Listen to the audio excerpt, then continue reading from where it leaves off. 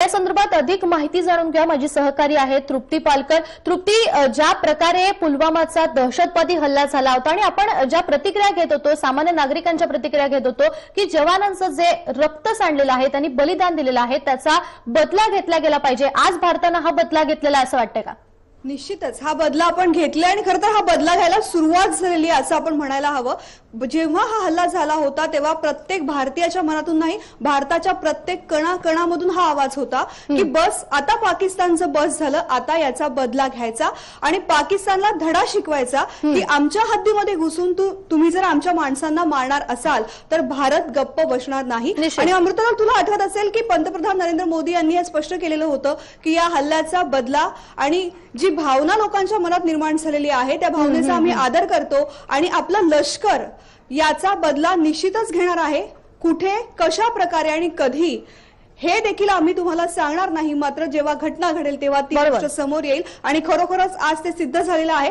हल्ल्यानंतरच्या 12 दिवसांनी हा हल्ला झालेला आहे आणि हा हल्ला खरोखरच पाकिस्तानची कंबर मोडणारा आहे। आणि तुला खरंच सांगते, ज्या वेळेस ह्या हल्ल्याच्या बातम्या समोर आल्या त्यावेळेस आपल्या न्यूजरूम मध्ये पण प्रत्येकाच्या मनामध्ये उत्साह आहे की आम्ही भारतीय आहोत आणि आम्ही पाकिस्तानला चोख उत्तर द्यायला तयार आहोत। हे आपल्या लष्करानं, आपल्या वायुसेनेनं सिद्ध केलेलं आहे। आज आपल्या वायुसेनेने हा हल्ला केलेला आहे। मिराज विमानांनी, 12 विमानांनी हा हल्ला केलेला आहे। 1000 किलोची बॉम्ब स्फोटकं त्या ठिकाणी टाकण्यात आलेली आहेत आणि पाकिस्तान जी लष्करींची जी तळं असतात, जे दहशतवादी या ठिकाणी घडवले जातात, जैश ए मोहम्मद किंवा लष्कर ए तोयबा यासारख्या दहशतवादी संघटनांकडून ती उद्ध्वस्त झालेली आहेत आणि ते तळ कुठे असण्याची शक्यता आहे हे मी तुला आता मॅपच्या माध्यमातून दाखवते। हा बालाकोट या ठिकाणी दिसतोय आपल्याला, बालाकोट, आणि या भागामध्ये इथे तर रहिवासी भाग आहे पण इकडचा जर भाग तुला दिसत असेल या भागामध्ये मोठ्या प्रमाणामध्ये दहशतवादी संघटनांची तळ असण्याची शक्यता आहे आणि या तळांवरच हा हल्ला झालेला आहे। या ठिकाणी मोठ्या प्रमाणामध्ये जो बॉम्बचा वर्षाव करण्यात आलेला आहे त्यामध्ये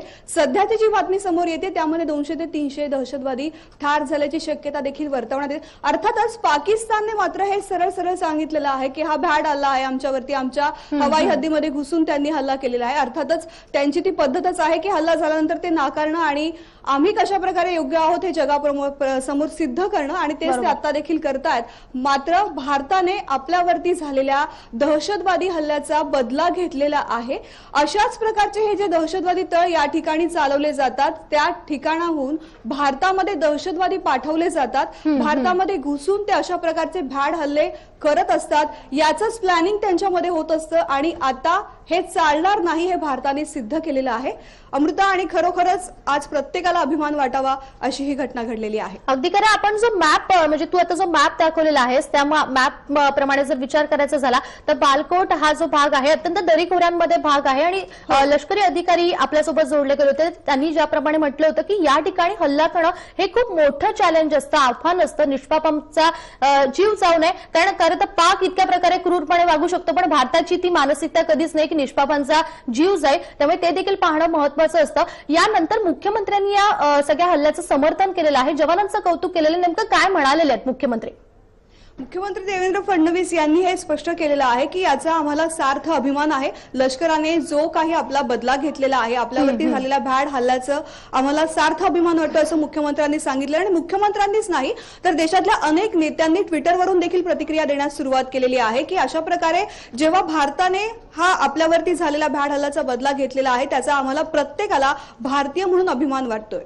अगदी खरं आहे। त्यामुळे पंतप्रधानांनी देखील ज्या प्रकारे सांगितलं होतं की या पुलवामा हल्ल्यानंतर जे प्रत्युत्तर आहे ते आपले जवान देतील आणि वेळ जागा हे सगळे जवान ठरवतील, त्या संदर्भातलं जे स्वातंत्र्य आहे ते सरकारकडून देण्यात आलं होतं आणि आज त्या प्रकारे अत्यंत गुप्त असा हा हल्ला होता। आणि पहाटे आपण जर या हल्ल्याची वेळ बघायला गेली तर पहाटे 3:30 वाजता हा हल्ला झालेला आहे, ज्यावेळी खरं तर सगळेच झोपेत असतात अशा वेळी हा हल्ला, जरा जरी चुणूक या हल्ल्याची पाकिस्तानला लागली असती तरी देखील मोठी हानी इथे झाली असती। तृप्ती, आणखीन एक महत्त्वाचं म्हणजे तू जसं म्हणालीस हा मॅप आपण पुन्हा एकदा प्रेक्षकांना दाखवूया। खरं तर अशा प्रकारचे जेव्हा हल्ले होत असतात म्हणजे जसं मगाशी लष्करी अधिकारी म्हणाले होते की पायदळी हा हल्ला करण्याची आता परिस्थिती नव्हती, कारण पुलवामा हल्ल्यानंतर पाकिस्तान सजग झाला होता, त्यामुळे पायदळ त्यांनी तितक्याच प्रमाणे तिथे सैन्य तैनात करण्यात आलं होतं। त्यामुळे आता हवाई दलाकडून हा जो अटॅक करण्यात आलेला आहे, हा जर परिसर आपण पाहिला, बालाकोटचा परिसर असू दे, बालाकोटचा परिसर असू दे किंवा पुलवामाच्या ज्या बातम्या आपण दरवेळी देत असतो आणि मोठ्या प्रमाणात पाकिस्तानकडून इथे घुसखोरी केली जाते, या भागात जर बघायला गेलं तर निवासी जो भाग आहे तो नेमका या दहशतवाद्यांच्या तळापासून किती लांब असू शकतो, या मॅपवरून काय सांगू शकतो का आपण? निश्चितच या मॅपमध्ये आपण पाहू शकतो अमृता, हा जो भाग आहे या ठिकाणी ही जी लाल रेषा दिसतीये, या बाजूला भारत आहे, या बाजूला पीओके आहे।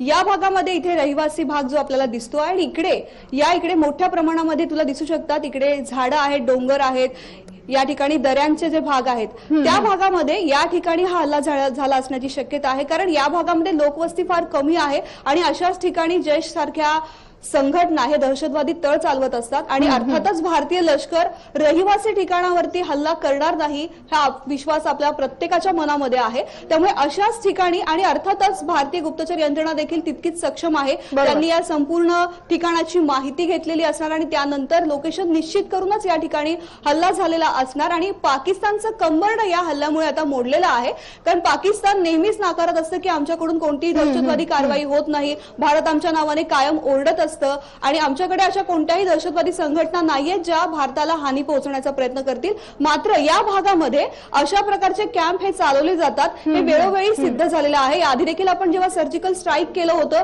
त्यावेळेस देखील पाकिस्तानने उलट्या बोंबा केलेल्या होत्या, मात्र त्यावेळेस देखील सिद्ध झालेलं होतं की अशा ठिकाणी दहशतवादी कॅम्प चालवले जात होते आणि ते उद्ध्वस्त केलेले आहेत। आणि आता पुन्हा एकदा भारतीय वायुसेनेने हा एक इतिहासच रचलेला आहे, सर्जिकल स्ट्राईक पेक्षाही मोठा हल्ला पाकिस्तानच्या या तळांवरती केलेला आहे। जैश ए मोहम्मद सारखे दहशतवादी संघटना या ठिकाणी आपले तळ चालवतात आणि त्यांना आता पाकिस्तानच्या तोंडालावरती आता एक प्रकारे आपण उत्तर फेकलेलं आहे की या ठिकाणी तुमचे तळ असतात, हे आता संपूर्ण जगासमोर खरं तर आपण आणून दिलेलं आहे। अमृता, निश्चित धन्यवाद तृप्ती या सगळ्या सविस्तर आढाव्यासाठी। हा जो मॅप आपण प्रेक्षकांपर्यंत दाखवला, बालाकोट हा नेमका काय परिसर आहे, तिथे दऱ्याखोऱ्यांमध्ये कशा प्रकारे दहशतवाद्यांचे जे तळ आहेत ते ठोकलेले असतात, पण याच 3 तळांवर दहशतवाद्यांच्या तळावर आज भारताकडून ज्या प्रकारे हल्ला करण्यात आलेला आहे, 12 विमानं इथे वापरण्यात आली होती आणि 12 जागांवर हा हल्ला करण्यात आलेला आहे। विशेष म्हणजे पुलवामा हल्ल्यानंतर 12 दिवसानंतर हा हल्ला इथे करण्यात आलेला आहे।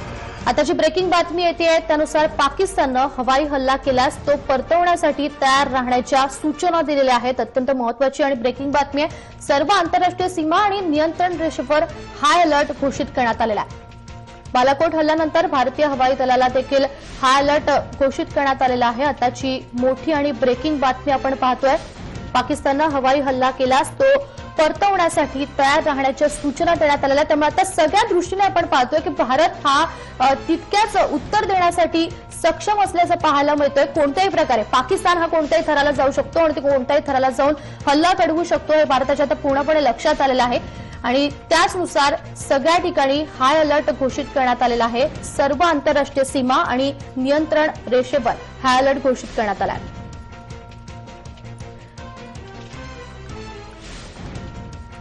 आणि या संदर्भात आपल्यासोबत माजी लष्करी अधिकारी अभय पटवर्धन जोडले गेलेले आहेत। अभयजी, ज्याप्रमाणे तुम्ही असं म्हणाला होतात की आता उपाययोजना म्हणून हाय अलर्ट घोषित करणं हे महत्वाचं आहे आणि त्याच संदर्भात आता हाय अलर्ट घोषित करण्यात आलेला आहे, काय सध्याची परिस्थिती आहे, काय सांगाल?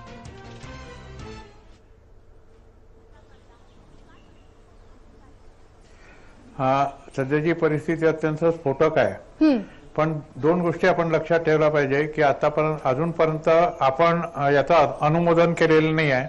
हा पाकिस्ताननी फक्त म्हटलेला आहे की हा हल्ला झाला आहे आणि असं जर आपण म्हटलं की पाकिस्ताननी म्हटल्याप्रमाणे हा हल्ला झाला आहे तर तो आपल्यावर उलट हल्ला करेल आणि आपण हवाई हल्ला केल्यामुळे तोही सुद्धा हवाई हल्ला करेल, यामध्ये शंकाच नाही आहे।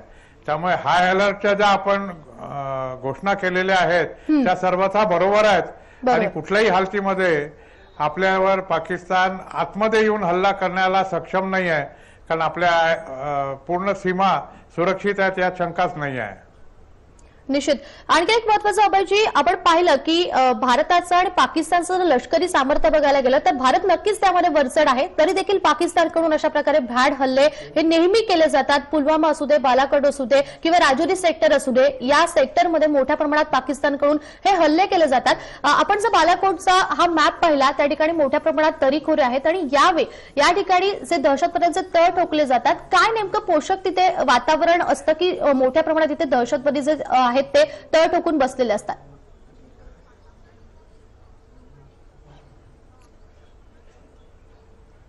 असं आहे की ज्या एरियामध्ये हा हल्ला झालेला आहे तो एरिया आपला जो तंगधार एरिया आहे त्याच्या अपोजिट आहे आणि मुझफ्फराबाद हे तंगधारच्या साधारण 3 ते 4 किलोमीटर दूर आहे. मध्ये फक्त किशनगंगा नदी वाहते आणि त्याच्या पलीकडे बालाकोट आहे. हे आपल्याला नकाशावरही दिसतं. तिथे जर हा हल्ला झाला असेल तर आपण हा जवळात जवळ एअरफील्ड म्हणजे श्रीनगर आणि दूरचं एअरफील्ड म्हणजे अवंतीपूर किंवा जे मिराजचं ठिकाण आहे परमनंट ठिकाण तिथनं हा हल्ला झालेला आहे. त्याच्यामुळे मिराज विमानांची जी नेव्हिगेशन सिस्टीम आहे ती साधारण 1 स्क्वेअर किलोमीटरच्या अचूकतेने नेव्हिगेशन करते आणि तिथे जर गायडेड बॉम्बनी हल्ला झाला असेल तर हा हल्ला अतिशय शक्य आहे, अतिशय सुलभ आहे. विमानांना आतमध्ये जाऊन 30 किलोमीटर जाऊन हल्ला करणं आणि परत येणं हे मिराज विमानांच्या करता फक्त 3 ते 4 मिनिटाचा खेळ आहे. पाकिस्तानने आपली विमानं तेवढ्या वेळामध्ये स्क्रॅम्बल केली नसणार. त्यामुळे पाकिस्तानने जे सांगितलं की आम्ही स्क्रॅम्बल केली आणि भारतीय विमानं पळाली ते खोटं आहे, खोटं असणार. पण आता आपल्याला अतिशय सतर्क राहण्याची जरूर आहे कारण पाकिस्तान याच्यानंतर काही करू शकतो यामध्ये शंका नाही आहे. निश्चित. मिराज विमानांची जी ताकद आहे त्याची वैशिष्ट्य आपण ती पाहिली. कारगिल युद्धामध्ये देखील ही जी विमानं आहेत ती वापरली गेलेली आहेत. तुम्ही जसं म्हणालात की यानंतर आता भारतानं सजग राहणं महत्वाचं आहे. ज्या प्रकारे हाय अलर्ट घोषित करण्यात आलेला आहे. जर पाकिस्ताननं अशा प्रकारे हवाई हल्ला केला आणि पुन्हा एकदा प्रत्युत्तर दिलं तर भारत त्यासाठी तयार असेल. पण यामध्ये मोठ्या प्रमाणाचं लक्षात घ्यायला झालं तर कोणत्या भागांना यामध्ये जास्तीत जास्त टार्गेट केलं जाऊ शकतं, काय वाटतं तुम्हाला?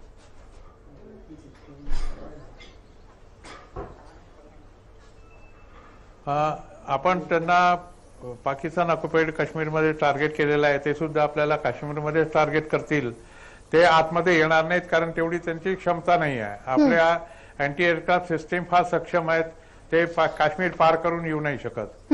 दुसरी गोष्ट अशी आहे की जवळात जवळ त्यांना जे टार्गेट मिळतं ते पंजाब बॉर्डरवर अमृतसरचं आहे. तिथे सुद्धा ते जाणार नाहीत कारण आताच त्यांनी कर्तारपूर कॉरिडॉर उघडलेला आहे. त्यामुळे ते पाकिस्तान पंजाबच्या प्लेनमध्ये किंवा राजस्थानच्या प्लेनमध्ये येणार नाहीत. त्याच्यामुळे आलं तर ते काश्मीरमध्ये येतील आहे. तर तिथे आपल्या अँटी एअरक्राफ्ट सिस्टीम आहे त्या थोड्याशा कमजोर आहेत आणि त्या जर त्याच्याप्रमाणे जर ते आले तर आपण फारसा त्यांचा काही करू शकणार नाही. पण त्याच्या पलीकडे ते येणार नाहीत. निश्चित. त्यामुळे काश्मीरचा जो भाग आहे तो अत्यंत संवेदनशील आहे आणि त्या ठिकाणी भारतानं जास्त सजग राहणं महत्वाचं आहे. तुम्ही जसं म्हणालात तसं पुलवामा हल्ल्याबद्दल जर बोलायचं झालं की ज्या प्रकारे हल्ला झाला होता नॅशनल हायवेवर एक गाडी आत्मघातकी हा हल्ला झाला होता आणि 40 जवान भारताचे शहीद झाले. यामध्ये गुप्तचर यंत्रणेची जी भूमिका आहे ती अत्यंत महत्वाची असते. अभयजी, तुम्ही जसं म्हणालात की हा हल्ला करणं म्हणजे हवाई हल्ल्यानंतर जी मोठ्या प्रमाणात हानी झाली असेल 1000 किलोचे जे बॉम्ब आहेत ते इथे टाकण्यात आलेले आहेत. या हवाई हल्ल्यामध्ये भारताकडून जेव्हा तयारी केली गेली असेल तेव्हा नेमकी काय खबरदारी यामध्ये पाळली गेली असेल? कारण 12 विमानं त्यामध्ये एकही विमान कोणतेही हानी न होता परत आलेले अत्यंत आनंदाची गोष्ट, अभिमानाची गोष्ट आहे. काय नेमकी यामध्ये खबरदारी घेतली गेली असेल?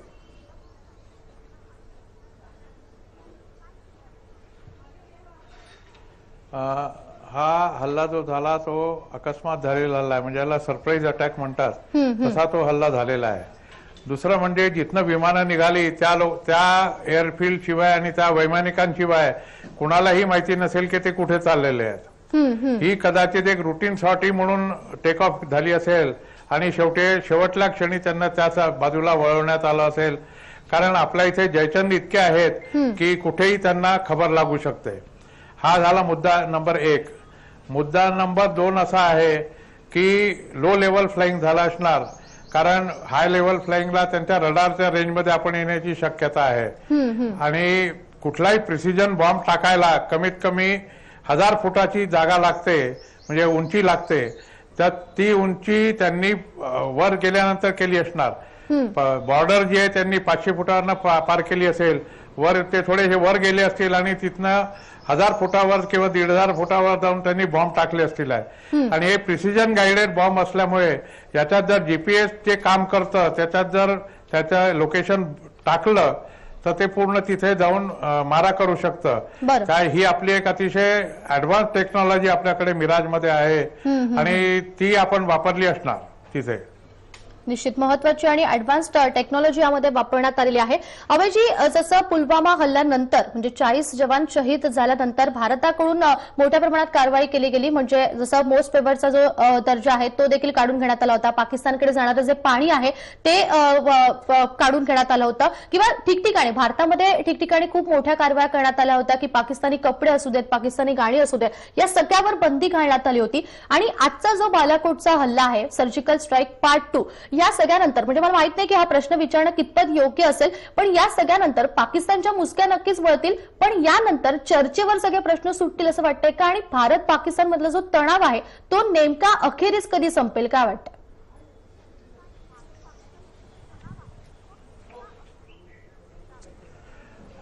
त्याचं असं आहे मॅडम की आपण त्यांना एक वॉर्निंग दिलेली आहे. पहिला सर्जिकल स्ट्राईक आपण जेव्हा केला तेव्हा आपण स्थलसेनेचा वापर केला होता.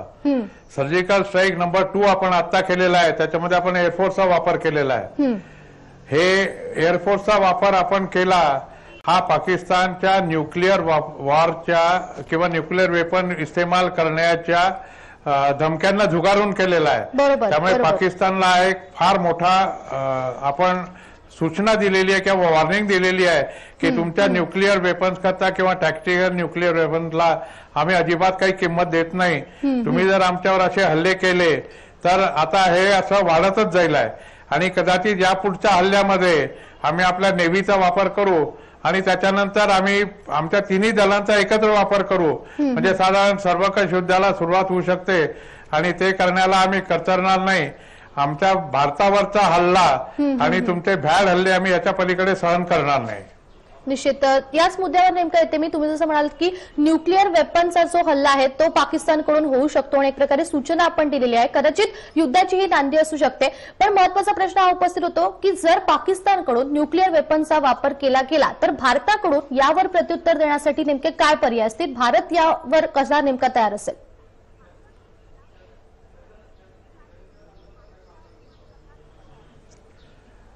एक तर पाकिस्तान न्यूक्लिअर वेपनचा वापर करणार नाही. त्यांचा टॅक्टिकल न्यूक्लिअरचा वेपनचा जरी वापर केला तरी त्यांनी आपली जी पॉलिसी न्यूक्लिअर पॉलिसी आहे ती नो फर्स्ट यूजची पॉलिसी आहे. तर नो फर्स्ट यूज झाल्यानंतर तिथल्या तिथे आपण त्यांच्यावर रिटेलिएटरी स्ट्राईक करण्याकरता आपल्याला मुभा आहे. पाकिस्तानला आपण बेचिराग करू शकतो कारण त्यांनी एक जरी न्यूक्लिअर वेपन टाकलं तरी आपल्याकडे एवढी डिलिव्हरी सिस्टीम आहे की पूर्ण पाकिस्तानला आपण न्यूक्लिअर वेपननी करू शकतो. आणि कुठल्याही न्यूक्लिअर वेपनची जेव्हा वॉरची स्टार्ट होते तेव्हा एका बॉम्बनी होते, पण शेवट जो होतो तो हजारो बॉम्बनी होतो. आपल्याकडे शेकडो बॉम्ब्स आहेत, त्यांच्याकडे 150च्या जवळपास आहेत, आपल्याकडे 125च्या जवळपास आहे. त्यामुळे पाकिस्तान संपूर्णतः बेचिराग होईल यामध्ये काही शंका नाही आहे. पाकिस्तानला हे माहिती आहे, त्यामुळे न्यूक्लिअर वॉरच्या याच्यामध्ये तो पडणार नाही. निश्चित पाकिस्तानला आपली ताकद माहीत असून देखील पाकिस्तान दरवेळी घुसखोरी करत असतं आणि त्यानंतर ज्या चोराच्या उलट्या बोंबा असतात, म्हणजे जसं पाकिस्तान लष्कराकडून पत्रकार परिषद घेण्यात आली होती आणि त्यामध्ये त्यांनी असं नमूद केलं होतं की हल्ला प्रत्येक वेळी ज्या प्रकारे असा दहशतवादी हल्ला होतो तेव्हा पाकिस्तानवर नाव घेतलं जातं, पण हा भारतातच केलेला हल्ला आहे असं देखील पाकिस्तानकडून पुन्हा एकदा त्याच्यावर प्रत्युत्तर दिलं जातं आणि आपल्यावर जो हल्ला झालेला आहे त्याचं देखील पुन्हा एकदा ते समर्थन आहेत ते पाकिस्तान करत नाहीत. एकूणच या हल्ल्यानंतर म्हणजे पुलवामाच्या हल्ल्यानंतर ज्या प्रत्येक भारतीयाच्या मनात एक भावना येत होती की आता चर्चा नको आणि जे जवानांचं बलिदान आहे ते कुठेही व्यर्थ जायला नको, आता युद्ध होणं महत्वाचं आहे. पण अभयजी तुम्हाला या सगळ्या गोष्टींची कल्पना असेल की युद्ध बोलणं हे फार सोपं आहे, युद्ध जर झालं तर कित्येक वर्ष देश मागे जाऊ शकतो. हिरोशिमा नागासाकी याच्यावर जे बॉम्ब हल्ले झाले होते त्याच्या कित्येक पिढ्या आपण आता पाहतो की काय भविष्यातली परिस्थिती आहे. युद्ध केल्यानंतर म्हणजे युद्ध हा जो काही पर्याय आहे तो खरंच याच्यावर असू शकतो का, आणि जर तो नसेल तर यावर नेमका काय तोडगा आहे?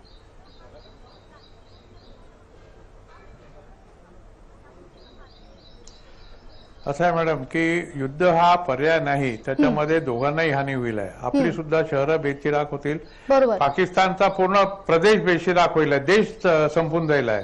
आपली तर काही शहरच संपतील, त्यांचा पूर्ण देश संपेल आहे. पण एक गोष्ट आपण लक्षात ठेवली पाहिजे की शेवटी चर्चेनी सगळे तोडगे निघतात, पण पाकिस्तानचं शेपूट हे वाकडं आहे. त्यांनी जर एक हल्ला केला तर आपण त्याच्यावर प्रत्युत्तर हल्ला केलाच पाहिजे, आणि आपण तो केलेला आहे.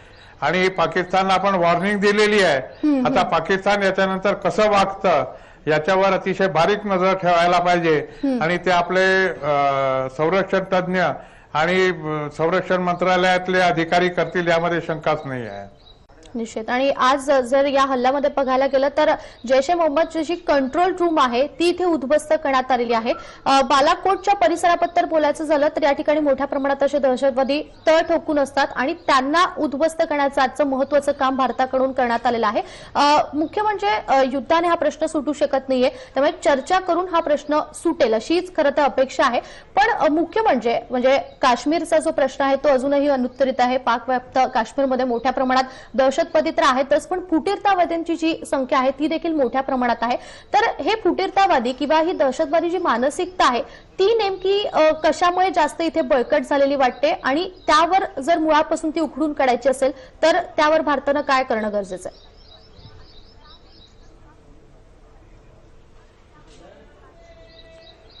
मॅडम असं आहे की भारतामध्ये अनेक जयचंद निर्माण होतात.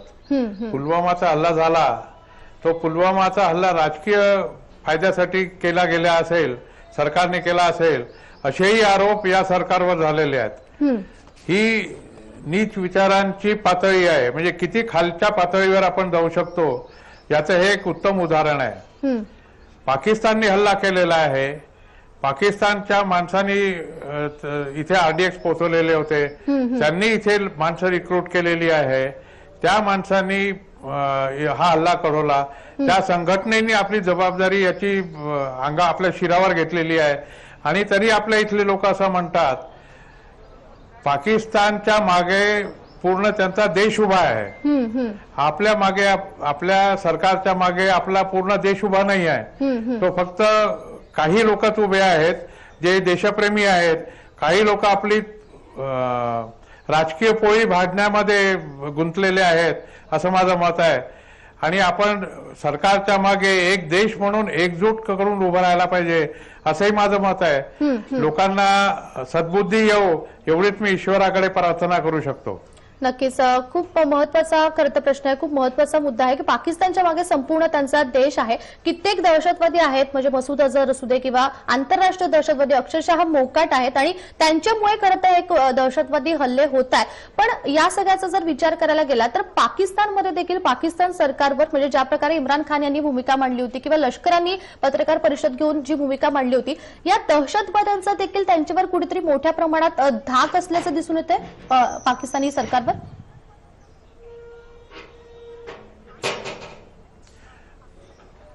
ते तर आहेत, दहशतवादी आणि ISI यांचं अतूट नातं आहे.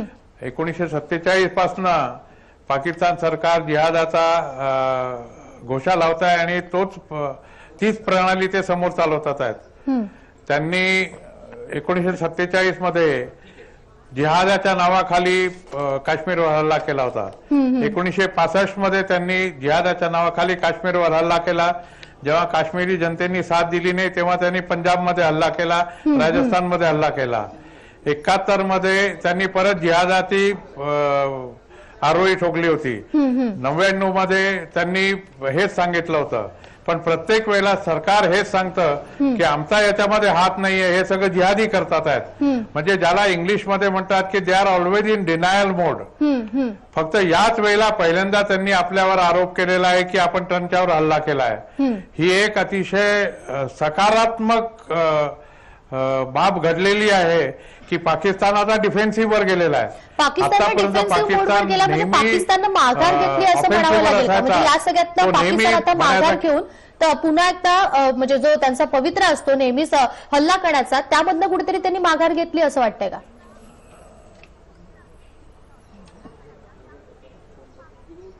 नाही, ही माघार म्हणजे सामरिक माघार नव्हे, ही एक वैचारिक माघार आहे.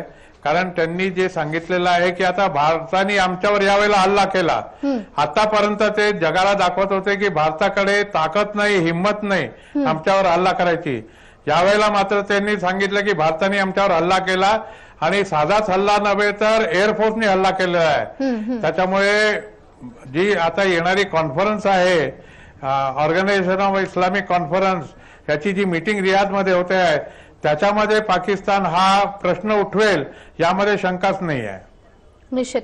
तुम्ही जसं मगाशी म्हणालात की या हल्ल्यानंतर म्हणजे पुलवामाचा जो हल्ला झाला होता त्यानंतर अनेक राजकीय प्रतिक्रिया येत होत्या आणि आरोप प्रत्यारोप होत होते, पण अखेर या सगळ्या गोष्टींचं कुठेही भांडवल होऊ नये आणि त्याचं कुठेही राजकारण होऊ नये हीच खरं तर भावना होती. पण एक प्रश्न राहून राहून मनात येतो की म्हणजे पाकिस्तानमध्ये जेव्हा निवडणुका होत्या त्याआधी इथे मोठ्या प्रमाणात हल्ला झाला होता. भारतामध्ये आता निवडणुका येऊन ठेपलेल्या आहेत. नेमकं निवडणुकांच्या आधीच हे हल्ले होतात, त्यामुळे प्रत्येक भारतीयाच्या मनात हा प्रश्न आहे, नेमकं त्यामागचं काय सत्य आहे?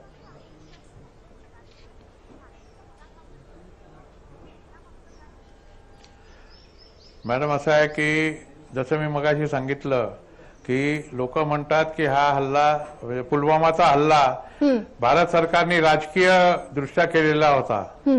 ही विचारसरणी अशीच आहे की निवडणुकीच्या आधी हा भारताने हल्ला केला. हीच जनता आणि हीच मीडिया भारत सरकारच्या मागे लागली होती की पुलवामाच्या हल्ल्यानंतर की 96 तास गेले, 72 तास गेले, 100 तास गेले, तुम्ही काहीच केलेलं नाही आहे. 12 दिवसानंतर जर भारताने हल्ला केला असेल आणि आता जर तुम्ही म्हणत असाल की निवडणुकीच्या दृष्टीने केलं तर मग हे याच्यासारखी दुर्दैवाची गोष्ट दुसरी नाही आहे. बरोबर. निश्चित. त्यामुळे त्याचं कुठेही राजकारण होऊ नये या हल्ल्यानंतर तरी, किंवा कोणीही त्याचा श्रेय घेऊ नये हीच करत अपेक्षा आहे. कारण की यामध्ये मोठ्या प्रमाणात म्हणजे पुलवामाचा जो हल्ला आहे 40 जवान शहीद झाले होते आणि मोठ्या प्रमाणात हे भारताचं नुकसान आहे. केवळ त्या कुटुंबाचं नुकसान नाही तर हे संपूर्ण भारताचं नुकसान आहे. या हल्ल्याबद्दल विचारेन की म्हणजे कारगिल युद्धामध्ये ही जी विमानं आहेत ती वापरण्यात आली होती. 12 दिवसानंतर म्हणजे 14 फेब्रुवारी नंतर आज 26 तारीख आहे, 26 तारीख म्हणजे 12 दिवसानंतर हा हल्ला झालेला आहे. या हल्ल्यासाठी काही दिवसांपूर्वी राजस्थानची जी सीमा आहे त्या ठिकाणी देखील प्रात्यक्षिकं करण्यात आली होती, तिथे सराव करण्यात आला होता. ही 12 विमानं वापरण्यात आल्यानंतर तिथून यशस्वीरित्या कोणतीही हानी त्या विमानाला न पोहोचता परत येणं, यामध्ये हा सराव नेमका जवानांकडून नेमका कसा झाला असेल, या हल्ल्याबद्दल एकंदरीत काय सांगू शकाल?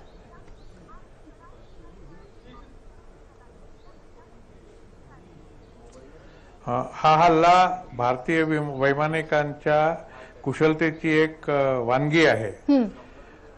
जे पोखरणमध्ये मागे झाला होता एक्साइज वायुशक्ती ती वेगळी होती. त्याच्यामध्ये भारताची एअरफोर्सची फायर पॉवर त्यांनी दाखवली होती. त्याचा आणि या हल्ल्याचा काही संबंध नाही आहे. हा हल्ला टोटली वेगळा आहे. वायुशक्ती टोटली वेगळी होती. त्याचा अर्थार्थी संबंध नाही आहे. आपले वैमानिक हे पाकिस्तानच्या वैमानिकांच्या पेक्षा श्रेष्ठ आहेत हे आपण 65च्या युद्धात पाहिलं, आपण हे 71च्या युद्धात पाहिलं आणि आपण हे 99च्या युद्धामध्ये पाहिलं. त्याच्यामुळे याच्यामध्ये प्रश्नच नाही आहे, शंकाच नाही आहे की आपल्या वैमानिकांनी अतिशय उत्कृष्ट कामगिरी केलेली आहे, जरी कामगिरी खरंच झाली असेल तर. निश्चित. आपण उरी हल्ला ज्यावेळी झाला होता 15 जवान भारताचे शहीद झाले होते आणि त्यानंतर 11 दिवसांनी उरी हल्ल्याचं जे प्रत्युत्तर आहे ते देण्यात आलं होतं. पण तो हल्ला वेगळा होता आणि आजचा हल्ला जो भारताकडून करण्यात आलेला आहे तो पूर्णपणे वेगळा आहे. जर यानंतर पाकिस्तानकडून हल्ला झाला म्हणजे ज्याप्रमाणे हाय अलर्ट घोषित करण्यात आलेला आहे आणि भारत देखील त्यामुळे सतर्क झालेला आहे, जर पाकिस्तानकडून यानंतर हल्ला झाला तर तो नेमका कशा प्रकारचा असू शकतो, काय अंदाज वर्तवता येईल?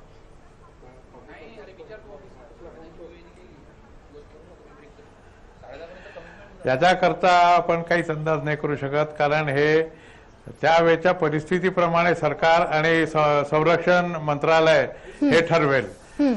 याचे सगळे जे काही सगळी काही पॉवर आहे ती कॅबिनेट कमिटी ऑफ सिक्युरिटी मध्ये असते. ते लोक लष्कराला सांगतात की आम्हाला याचा बदला घ्यायचा आहे आणि लष्कर ठरवतं. आणि ज्या वेळेला तिन्ही दलांचं समन्वय साधायचा असतो त्यावेळेला एक चीफ ऑफ डिफेन्स स्टाफ किंवा सध्या जो नॅशनल सिक्युरिटी ऍडवायझर आहे ते तो समन्वय साधतील आणि जी काही ऍक्शन घ्यायची असेल ती घेतील आहे. निश्चित. धन्यवाद. सध्या त्याच्याबद्दल आपण काही सांगू शकत नाही. की कशा निश्चित. प्रकारे निश्चित. धन्यवाद अभय पटवर्धनजी, तुम्ही जय महाराष्ट्राशी संवाद साधला त्याबद्दल. 12 दिवसांनंतर 12 ठिकाणी 12 विमानांचा भारताकडून हा झालेला हल्ला, भारताच्या हल्ल्यानं पाकिस्तानला नक्कीच धडकी बसलेली आहे आणि भारत देखील आता पूर्णपणे तयार आहे. अनेक ठिकाणी हाय अलर्ट घोषित करण्यात आलेले आहेत.